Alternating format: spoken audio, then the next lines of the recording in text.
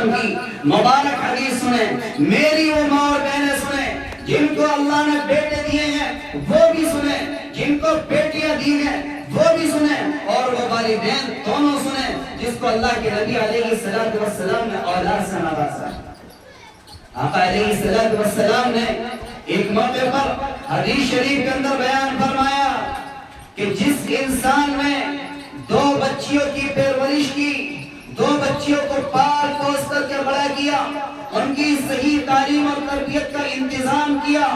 اور ان کے صحیح وقت پر نکاح فرما دیا، اللہ کے نبی علیہ السلام نے فرمایا کل قیامت کے دن وہ والدین، وہ باپ جو اپنی بچی کی پرورش کرتا ہے بچپن سے لے کر کے جوانی تک، اور جوانی سے لے کر کے اس کے نکاح ہونے تک، اور اپنی بیٹی کا ہاتھ، اپنے لخت جگر کا ہاتھ اس کے شوہر کے ہاتھ میں دیتا ہے کہ یہ میں نے تیری امانت بڑی ناز و نعم کے اندر پالی تھی، بڑی محبتوں سے پالا تھا، یہ امانت میں نے بڑی بہت اچھے طریقے سے پالی تھی، آج تیرے حوالے کرتا ہوں، اس کی ذمہ داری اب تیرے ہاتھ میں ہے، حساب و کتاب اللہ تجھ سے لے گا، یہاں تک کا حساب مجھ سے لے گا، اس سے آگے کا حساب تجھ سے لے گا، تو کس طریقے پر اس پھول کو رکھے گا، اس نعمت کو رکھے گا، اس رحمت کو رکھے گا۔ یاد کرو اس باپ کے لیے آقا علیہ السلام نے اپنے مبارک ہاتھ کو، دانے ہاتھ کو اٹھانے کے بعد 2 انگلیوں کو اٹھایا،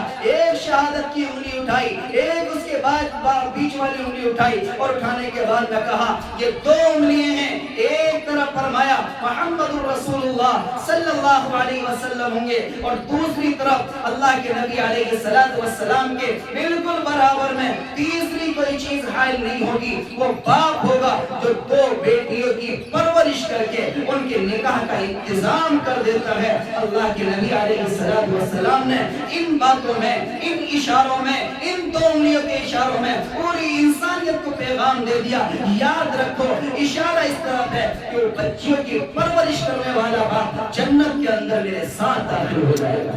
بے شک سبحان اللہ۔ غور تو کریں، بڑی مائیں، بڑی مبارک بات ہے وہ مائیں جنہوں نے اپنی گود کے اندر بچیوں کو پالا، پرورش کیا، اپنے پیٹ سے بچیوں کو جنم دیا،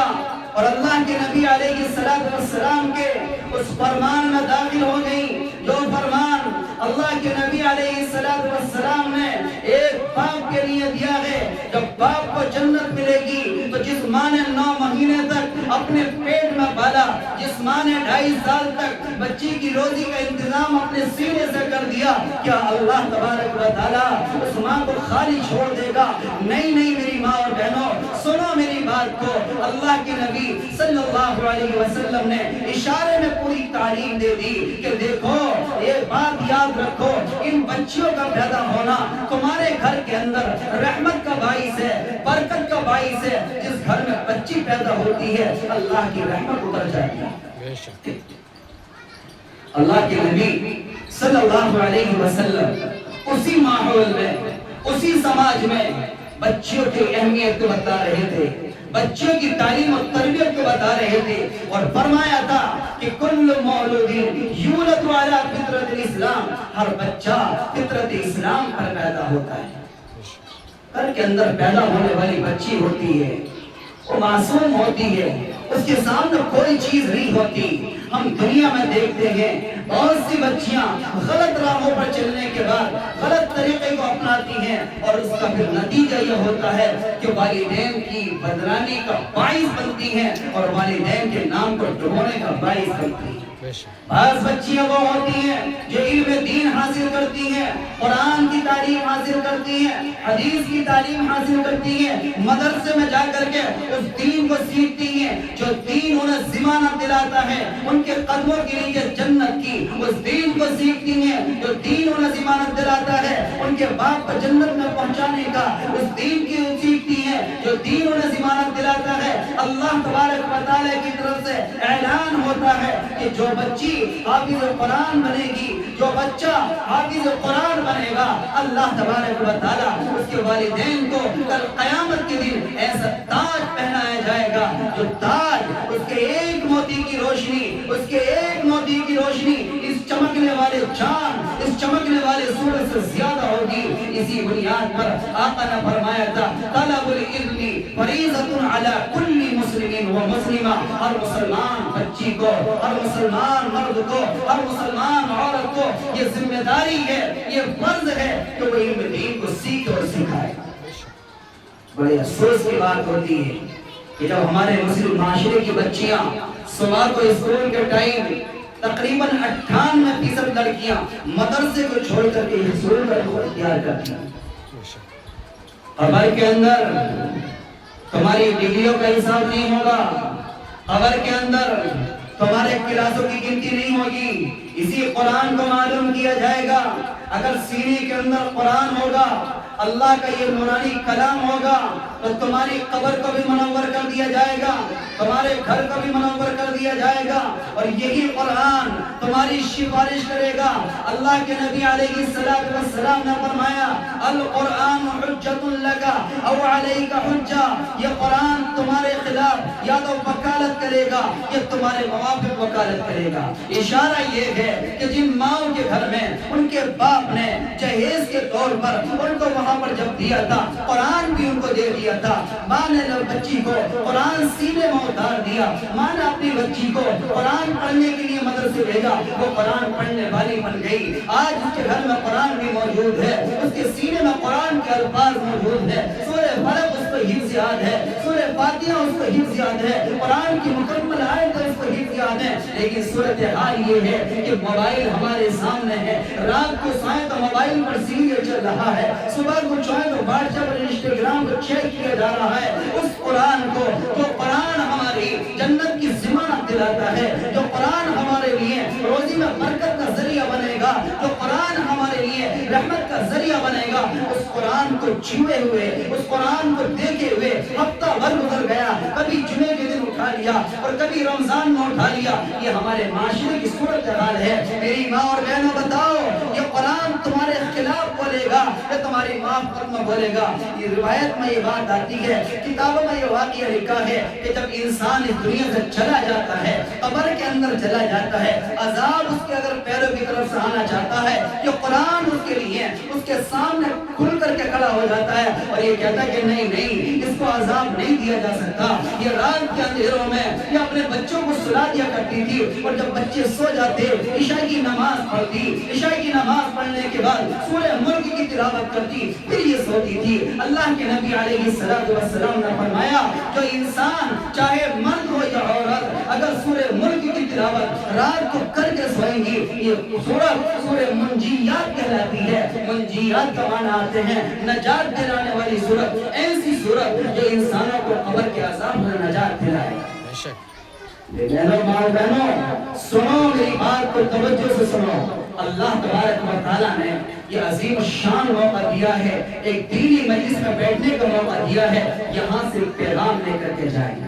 اور پیغام یہ ہے کہ اللہ نے ہر بچے کو فطرت اسلام پر پیدا کیا۔ کل کو ہم یہ نہیں کہہ سکتے ہمارا بچہ بگڑ گیا، نہیں، بچے کے بگڑنے میں، بچے کو سدھارنے میں ماں کی گود کا سب سے اہم کردار ہوتا ہے۔ آقا نے فرمایا کہ ماں کی گود سب سے پہلا مدرسہ ہے، جیسی تعلیم، جیسی تربیت وہاں سے ملے گی، بچے کی زندگی میں ویسی باتیں منتقل ہوتی چلی جائے گی۔ اللہ کے نبی صلی اللہ علیہ وسلم نے ایک حدیث پاک کے اندر بیان فرمایا کہ جب بچہ پیدا ہو جائے اس کا سب سے پہلا حق یہ ہے، سب سے پہلا حق یہ ہے اس کے داہنے کان میں اذان دی جائے اور بائیں کان میں تکبیر دی جائے۔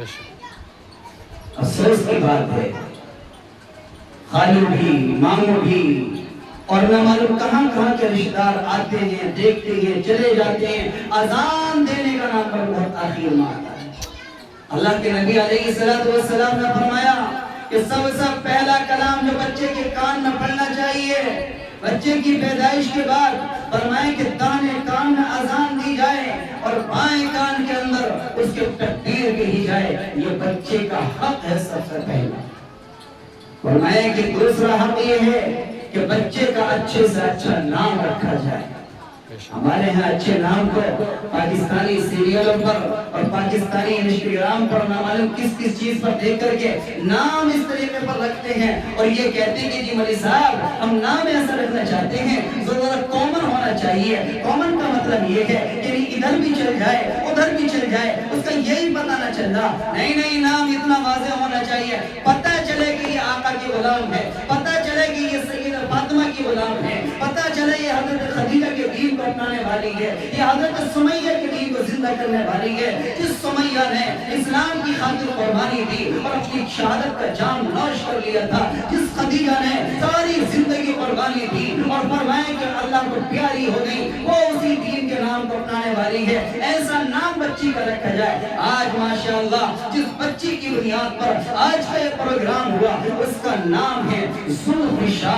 ذو کے معنی آتے ہیں روشنی اور فشا کے معنی آتے ہیں کھلنے والی, کھلنے والی, پھیلنے والی. یعنی ایسا نام کہ روشنی پھیلانے والی بچی, روشنی پھیلانے والی بچی. جب اس کا نام اتنا اچھا ہے تو مجھے امید ہے اللہ کی ذات سے انشاءاللہ آگے کے کام بھی اس میں ایسے ہی ہوں گے. وہ اسلام کی روشنی کو پھیلائے گی, وہ قرآن کی روشنی کو پھیلائے گی, وہ دین کی روشنی کو پھیلائے گی, وہ اپنے باپ کے نام کو روشن کرے گی, اپنے ماں کے نام کو روشن کرے گی, اپنے پیارے نبی کے دین کو روشن کرے گی. وہ کوئی کام ایسا نہیں کرے گی. اور فرمایا کہ بچی کے نام رکھنے میں اپنے علماء سے رابطہ کرو, وہ صحیح طور پر اس سلسلے میں نام رکھنے کے بارے میں صحیح رہنمائی تمہارے علماء دے سکیں گے, کوئی اور نہیں بتا سکے گا. اس لیے فرمایا کہ نام جو رکھا کرو, نام رکھنے کے دو اصول ہیں. یا تو نسبتی نام رکھا جائے, نسبتی کا مطلب یہ ہے کہ کسی صحابیہ کے نام کے اوپر رکھو, عائشہ رکھو, صدیقہ رکھو, کسی کا نام فاطمہ رکھو, خدیجہ رکھو, سمیہ رکھو, صفیہ رکھو, حفصہ رکھو, حفصہ رکھو, چاہے جو نام رکھو. اور اگر نسبتی نام نہیں ہے تو کم سے کم معنوی نام رکھا جائے جس کے معنی اچھے ہوں, اور معنی کو نکالنے میں سب سے اچھے اہم کردار جو ادا کرتے ہیں وہ حضرات علماء کرام ہوتے ہیں. انہوں نے 10 سال تک عربی گرامر کو پڑھا ہوتا ہے, انہوں نے قرآن کو پڑھا ہوتا ہے, انہوں نے حدیث کو پڑھا ہوتا ہے, قرآن پر ان کی معلومات, حدیث پر ان کی نگاہ ہوتی ہے. وہ صحیح طور پر جو نام دیں گے وہ تمام حالات کو سامنے رکھ کر کے اچھا نام دیں گے. اس بچی کے نام کو علماء سے معلوم کیا گیا, اس بچی کے نام کو علماء کے سامنے رکھا گیا, مشورے لیے گئے. جب سب نے کہا کہ نام بہت پیارا ہے, نام بہت اچھا ہے, ذوالفشا کے معنی بھی اچھے ہیں, لینے میں بھی اچھا ہے, کوئی بگاڑ بھی نہیں پائے گا, کوئی صحیح طریقے پر تلفظ اگر نہ لینے والا بھی ہو وہ بھی اس کا تلفظ لے لے گا. ذوالفشا نام, روشنی کھلنے والی, روشنی پھیلنے والی. تو مجھے امید ہے کہ انشاءاللہ جب نام اتنا پیارا رکھا گیا تو کام بھی اللہ تبارک و تعالیٰ آگے چل کر اس بچی سے اتنے ہی پیارے لے گا. اللہ تبارک و تعالیٰ سے دعا ہے مولا کریم مجھے اور آپ کو صحیح سمجھ نصیب فرمائے, دین کی سمجھ نصیب فرمائے. بچوں کی تربیت کے سلسلے میں مائیں اپنا کردار نبھائیں, والدین اپنا کردار نبھائیں, اچھی تعلیم دیں, اچھی تربیت دیں. ورنہ تو نبی کا فرمان سامنے رکھیں, آقا صلی اللہ علیہ وسلم کا فرمان سامنے رکھیں. آقا نے واضح طور پر فرما دیا کل مولود یولد علی فطرت الاسلام, ہر بچہ فطرت اسلام پر پیدا ہوتا ہے. ثم ابواہ, پھر اس کے والدین یحودان او ینصران, چاہے اس کو یہودی بنا دیں یا نصرانی بنا دیں. آج جسے دیکھو یہودی لباس میں ہے, جسے دیکھو بال کٹوائے گا تو یہودی کٹنگ کے ساتھ چہرہ بنوائے گا, یہودی کٹنگ کے ساتھ لباس پہنے گا, یہودی کٹنگ کے ساتھ. اور فرمائیں کہ پیر کے اندر پہننے والا جوتا بھی اس کو یہودیت کے طریقے پر ہوتا ہے. نہیں, اپنے نبی کا دین اپناؤ, اپنے نبی کی شریعت اپناؤ, اپنے نبی کا لائے ہوا قانون اپناؤ. یہی قرآن, یہی دین اچھا دین ہے, یہی سچا دین ہے. قرآن اس کی شہادت دیتا ہے ان الدین عند اللہ الاسلام ومن یبتغی غیر الاسلام دینا, یہ دین اسلام سچا مذہب ہے. ومن یبتغی غیر الاسلام دینا, اگر کوئی دین اسلام کے علاوہ کسی اور مذہب کو اختیار کرے گا تو پھر یاد رکھو ولن یقبل منہ, ہرگز اس سے قبول نہیں کیا جائے گا. اللہ تبارک و تعالیٰ مجھے اور آپ کو دین کی سمجھ نصیب فرمائے اور دین کے مطابق زندگی گزارنے کی توفیق نصیب فرمائے. اور میری دعا ہے اللہ تعالیٰ اس بچی کے والدین کو جزائے خیر نصیب فرمائے, اس کے دادا محترم کو, اس کے چچا جان کو, اور اس کے دادی جان کو, اور اس کے تمام رشتہ داروں کو, نانی اور نانا اور تمام کو اللہ تبارک و تعالیٰ جزائے خیر نصیب فرمائے، جنہوں نے آج اس پروگرام کو کرا کر اس کی خوشیوں میں حصہ لیا ہے اور یہاں آئے ہیں اور بچی کی اس خوشی کو رونا بخشی ہے۔ اللہ تعالیٰ سے میری دعا ہے اللہ سب کو اپنے خزانے غیب سے مالا مال فرمائے اور اس بچی کی عمر کو تا دیر اے اللہ اس بچی کی عمر کو برکت نصیب فرمائے، اے اللہ اس کو نیک صالح بنائے۔ مولا کریم جو باتیں کہیں سنی گئی ہیں اللہ مجھے بھی آپ کو بھی عمل کرنے کی توفیق نصیب فرمائے۔ وآخر دعوانا الحمدللہ رب العالمین۔